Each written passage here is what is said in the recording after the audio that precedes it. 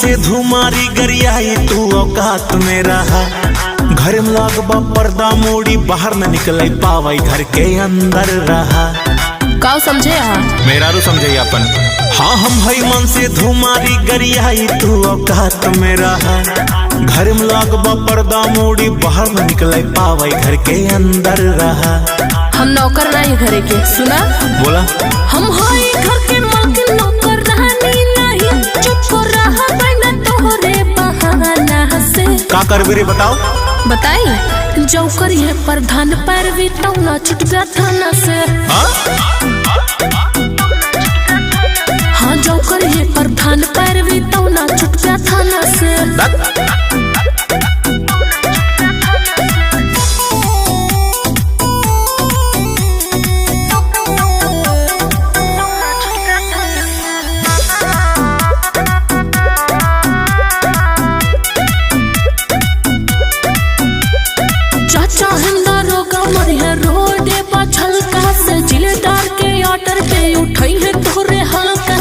हम हल्के में ले आऊगा सुना हम का भाई। हाँ जाहे राजधानी से फोन तुरंत ही दन दनादन। हम हई हुआ नेता थाना ही ले टन टनाटन। हाँ हम हई घर के डांड डरने वाली नहीं कितना फेंकाना फसब तोहरे दाना से। अच्छा बे बताओ ते का कैलेगी। आवा 4 महीना पहले छूटे न दे। अच्छा जो करिए विधायक पैरवी तौना छूट गया थाना से। हाँ जो करिए प्रधान पैरवी तौना छुट गया थाना से।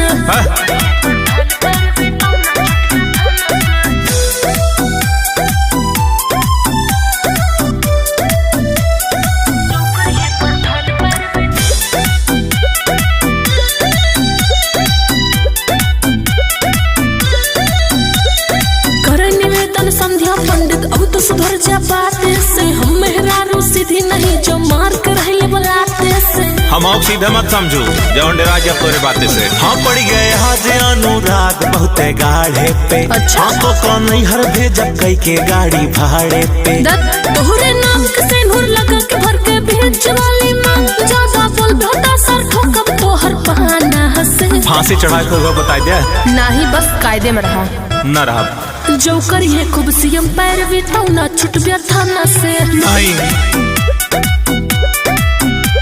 हाँ जो करिए प्रधान पैरवी तौना छुट गया थाना से। हम छोड़ दे दरोगा साहब हम कुछ नहीं के कुल हमार मेरा रुके बा हम